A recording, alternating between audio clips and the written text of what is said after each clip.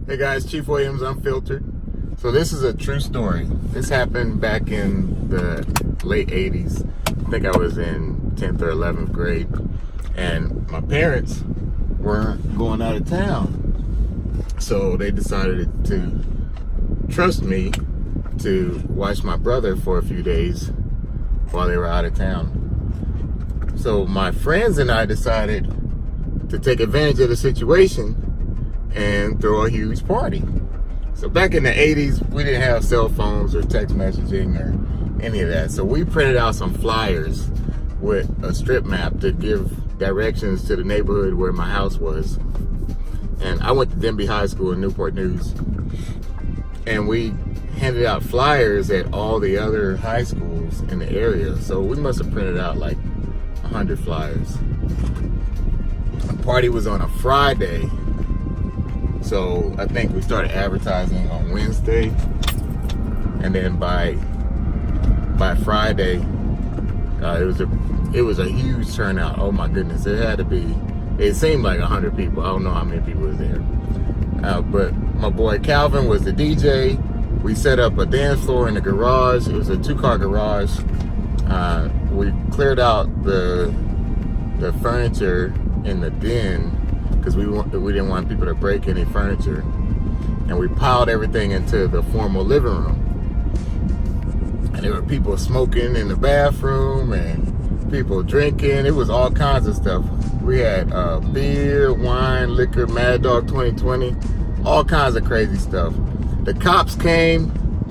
Luckily, I got the gift of gab. So the first time the cops came, and the neighbors were complaining about people parking on the street because there were so many cars lined up just to get to the party. And luckily, our house was at the end of the street, and then it was a cul-de-sac across from the intersection where my house was. So there was places for people to park, but people were blocking people's driveways because there was so many people coming in and out, and the music was echoing out of the garage. And it was just crazy. So the first time the cops came for the noise complaint, I talked them out of it. I knew not to let them in the house. They couldn't come in the house without a search warrant. So at least I was smart enough to know that. So I got the cops to go away the first time. We had to turn the music down a little while, but then the neighbors called the cops again an hour later. And I think it was a different cop, but I don't know what I said, but I was able to talk my way out of that one again. So finally, must have been like midnight, and my mom called, and I had this girl watching my little brother. He was like 7 or 8 at the time. So he was upstairs. It was a 2-story house, 2-story, 4-bedroom house. So she was watching him, and I disconnected the phone downstairs so it wouldn't ring. So somehow they got my attention. Said my mom was on the phone. So I ran upstairs, answered the phone. My mom was like, "Hey baby, we're a couple of hours away, just want to let you know." And I pretend like I was asleep or whatever. I don't know how I got away with that one. So I come downstairs, I tell everybody party's over. It was like 12:30, almost 1 o'clock in the morning. We still partying strong, but we kicked everybody out the house, vacuumed, mopped the floor, put all the furniture back together, and I think it was maybe 2 minutes between the time the last person left and the time my parents pulled up. That was so amazing that I was able to get away with that. So I went to bed. The next morning, my dad comes to my room and says, "Hey son, let me show you something." So I'm like, "Okay, what's up?" I went downstairs and my dad said, "Open the oven." So I opened the oven, full of beer cans. Full of beer cans, empty beer cans. And he said, "You want to explain that?" I was like, "Oh yeah, they got me, Dad, they got me." Me and my boys, we played practical jokes on each other and try to get people in trouble.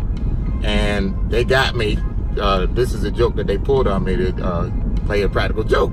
So he was like, well, just clean it up. And then he was like, "It's mighty strange that this house is so clean." I said, "Yeah, I wanted to make sure everything was straight for you guys when you got back. I didn't want you to worry about anything while I was gone." And both my parents were all impressed at how clean the house was and everything looked like it was in place.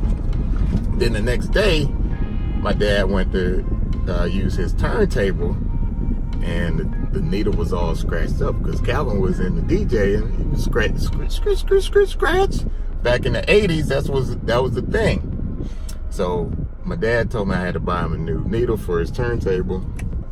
So I was like, all right, no problem. And at the time, I was working like as a dishwasher or something. So Monday comes around. Everybody at the school talking about the party, blah, blah, blah. And my mom, got to remember, she's a teacher at the same high school that I go to. So I think it's like third period. And everybody's talking about the party. And my mom was like, wow, that party sounds like it must have been a lot of fun. Everybody's like, yeah.